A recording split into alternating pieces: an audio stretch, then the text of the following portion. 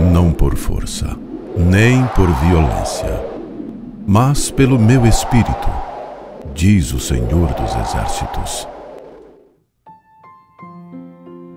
A graça é um dom, um presente, um favor imerecido.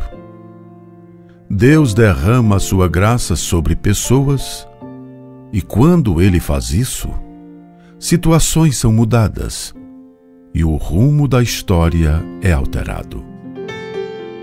E falando nos congregacionais do Brasil, realmente é uma história cheia da graça de Deus. Primeiro, na vida de um homem chamado Robert Reid Calley. Ele nasceu na Escócia, em 8 de setembro de 1809, filho de família protestante. Mas perdeu seu pai com 10 meses de vida e sua mãe com 6 anos de idade. Durante a adolescência e juventude, ele se tornou um ateu. Mas a graça fez com que ele desenvolvesse intelectualmente e foi um aluno brilhante. Aos 16 anos de idade, ingressou na Universidade de Medicina e, aos 20 anos, diplomou-se em farmácia e cirurgia em Glasgow, na Escócia. E foi através de sua experiência na área da saúde que a graça o alcançou. Em 1835, ele teve a experiência com uma anciã enferma, que, ao sentir muitas dores em sua enfermidade, foi confrontada pelo doutor em sua fé. Ao que ela disse a Calley: leia o livro. Naquela hora, o seu ateísmo foi abalado. 3 anos depois, ele casa-se com Margaret e torna-se doutor em medicina aos 29 anos de idade. No mesmo ano, a graça o leva para a Ilha da Madeira, para tratamento de saúde de sua esposa. E é na Ilha da Madeira que a graça o fez aprender o português. E também é lá que ele foi ordenado ministro do Evangelho em 1839.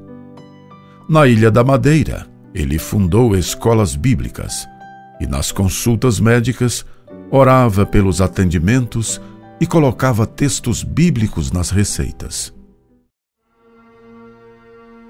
Esta mesma graça, na vida do doutor, fez com que se desencadeasse uma perseguição contra ele em 1841, iniciada por empregadores e médicos e que despertou a atenção da Igreja Católica. O resultado foi a sua prisão em 1843. 3 anos depois, ele teve sua casa depredada e queimada e a sua fuga para abrigar-se na casa do cônsul inglês, disfarçado de velhinha doente, marcou a expulsão de vários cristãos da ilha, inclusive a dele. De lá foi para Londres, Irlanda, Malta e finalmente para Beirute, com as enfermidades de sua esposa. E lá mesmo ela veio a falecer. Após um tempo, ele conhece Sarah Poulton, moça congregacional que falava fluentemente vários idiomas, além de ser musicista, poeta e pintora. Em Beirute mesmo, eles vieram a se casar. Em 1853, a graça o levou para os Estados Unidos, onde ele presta apoio a vários irmãos madeirenses que refugiaram-se ali pela perseguição. E durante os anos de 53 e 54, ele tem acesso ao livro Reminiscências de Viagens e Permanências no Brasil, quando então toma conhecimento do país. Esta mesma graça faz com que eles cheguem ao Brasil no ano de 1855, quando desembarcaram no Rio de Janeiro, no dia 10 de maio. E em 19 de agosto de 1855, o casal de missionários organizou uma classe de catequese, chamada na tradição protestante de escola dominical, onde 5 crianças foram ensinadas sobre a história do profeta Jonas. Esta aula é considerada como um marco, pois lançou as bases da missão protestante evangelizadora definitiva em língua portuguesa, que deram origem à Igreja Evangélica Fluminense, considerada a primeira igreja evangélica permanente no país. O Evangelho da Graça estava sendo fincado no Brasil. Esta mesma graça fez o Dr. Calley lutar contra as injustiças sociais.